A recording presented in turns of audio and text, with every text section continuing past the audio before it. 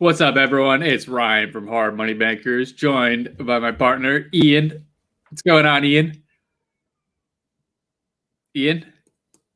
Ian can't hear you. Not sure if you're having mic issues, but nothing's coming through. So I guess I'll carry on. If you can, when you get your mic working again, Ian, just let me know, and we'll put you right back on. So today we are talking about underwriting. Underwriting for post-COVID.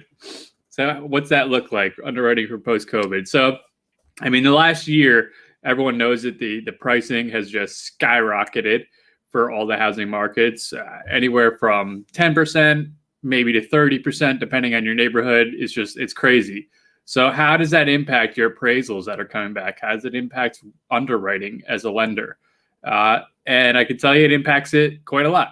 As a lender, it's scary because you don't know can you trust these numbers, or is the market going to stay where it is? If you're a realtor, you're having a field day because you don't care as much as a lender, because we're looking 12 months out, 5 years out, 20 years out, that kind of thing. So as a realtor, you're just saying, I don't care. Market's hot. I'm going to push my numbers as high as I can and make some good money, and we encourage you to. It's what we're here to all do: make as much money as we can.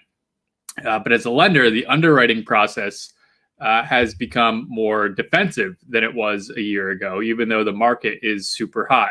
So it can be a little confusing for either first-time investors or people who are now thinking now's the time to get into investment properties. It's like, well, why is my lender not matching these prices that are happening with the housing? So there's a few things that go into underwriting same process as before. The process hasn't changed, but the way we look at numbers is a little bit different, a little more defensive. So it's really important for us to be looking at the numbers pre-COVID and compare them to post-COVID. So when I say the numbers, I'm talking about the comps. So from block to block, we're comping really tight to the property right now. So let's say we saw a property sell for, just for easy numbers, let's say we saw a property sell for $100,000 before COVID hit, and now post-COVID, we saw a comp come in at $130,000. Be saying, what number are you going to use for the ARV? As the flipper, you're probably thinking, I'm going to use the 130 number. As the lender, we're not quite using the pre-COVID number, but we're also not quite using the post-COVID number, right? So it's usually somewhere in between. So if it's sold for 130 right now, a month ago, and then pre-COVID it was 100, we're probably going to land at a 115 number as our safe number. We encourage our investors to do the same thing, because at some point the market will stop going up. I know that's crazy and sounds unbelievable, but it's going to eventually happen. It may not be for another 10 years. It may not be for 20 years. It could also be tomorrow, right? So we encourage all of our investors and anybody who's looking to get into this to not use the numbers that you're seeing right now. You want to use numbers that are going to protect your money. What? Oh, I think I just heard Ian. Did I hear Ian? Yeah. My hedgehog friend wasn't good enough. His mic wasn't coming through. It just wasn't. Okay. Yeah. So maybe he didn't set up the mic properly before. Yeah, I'll check it with tech support. Yeah. What's up, Ian? Thanks for joining us. Sure. What do we got going? Talking about underwriting. Underwriting deals post COVID, right? So I was just saying how, as a lender, our numbers aren't quite as aggressive as they are. If we were to see a comp come in a month ago, that's not necessarily the number we're going to be using. We're going to be looking at pre-COVID numbers. So, for example, if the property sold for $100,000 pre-COVID and then the property now sells for $130,000, we're probably going to land somewhere in between there. Because we're trying to look at numbers defensively, because we don't know. Are we at a top right now? Is it going to keep going up for another 10 years? Could be tomorrow, could be 10 years. So we're kind of using defensive numbers right now until the market is stable, and by stable I mean the numbers stay where they're at for some time. So just sharing that insight as a lender that we're using defensive numbers more so than ever, even though the market's super hot. Yeah, I think that it's really just important to notice the price acceleration that we've seen over the past year. And, you go, is that like smoke? Is that like, are those numbers fake? I mean, I guess they're real because they printed, but at the same time, it's like, a 10 or 15% price acceleration on the housing market in 1 year in an area is unsustainable. So you got to kind of look and go, well, if it's not that number, what number do they come back down to? Like, do the houses come back to when it softens? And, probably before the price acceleration is where you'd start to go or start to look. And that's, so certain areas definitely have harder acceleration than others. And you just have to really pay attention to that with your comps, really take in the whole picture of your comp to say, okay, this place, like, these houses were going for 150 a year ago. Now they're going for 250. That's concerning. So, you're going to be lower on your ARV, 210, 215, maybe whatever. But, if you have an area though, where like price went up 15 or 20 grand in the same scenario, pretty consistently across the board, that's fine over the past year. But most areas right now I'm seeing are, price acceleration that I haven't seen before. Yep, exactly.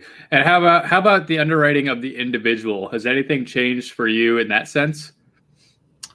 Like, what do you mean? So part of the process of what number we send out to a borrower, part of our underwriting of the property, getting how much it's worth, but we're also evaluating the borrower themselves, right? So has anything changed in terms of maybe you don't work with new investors anymore, or things along those lines? Have anything changed like that for you? Not in particular, to be honest. I don't really, a good deal is a good deal. No, I haven't really changed my borrower criteria, over something else now. And now what about large construction projects? Anything change on that? Nothing's changed, but I've always been pretty conservative when you just think about, most people can struggle to execute on a $50,000, $30,000 project, right? So if you want to take the big picture of like, a $250,000 project and go, what are the chances that this person can execute well on that? That's, you got to have a real serious vote of confidence as to why that's possible. As a first project or something, that somebody that doesn't have any background in construction, like real background, I would probably pass on that. Pre-COVID, post-COVID, whatever. It's just not really. It's just big construction's hard to execute on. Sure. I mean, what about lumber prices? So maybe a rehab that would have cost $40,000 pre-COVID. What would you expect it to cost now? Like if framing needed to be done. I don't know. I don't know. I know. I like, quite frankly, I'm not really sure.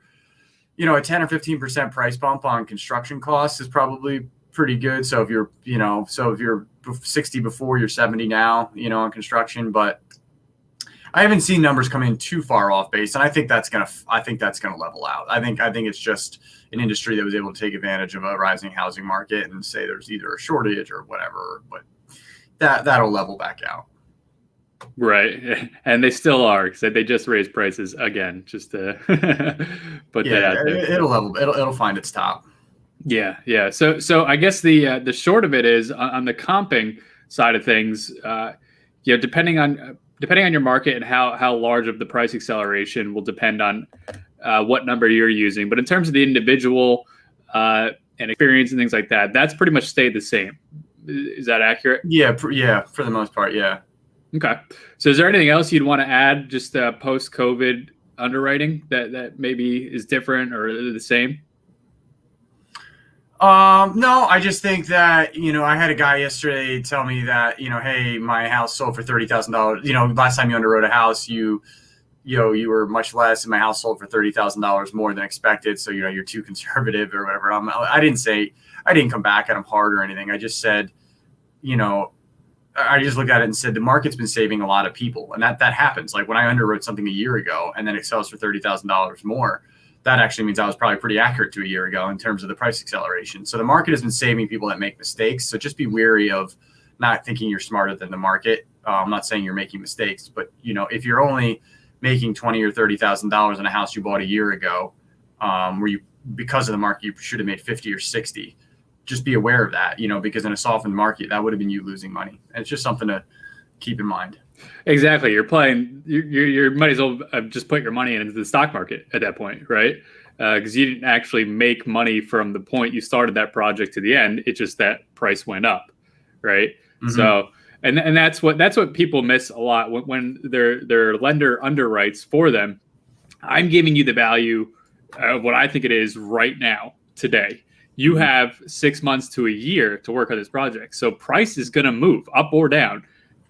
Fortunately, it's been incredibly up the last 6 months to a year. So that's good for both lenders and borrowers, because every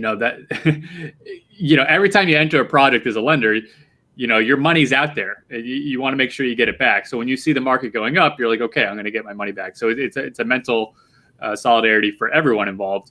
But you're spot on when they said, yeah, it went for another 30 grand from when you underwrote it a year ago.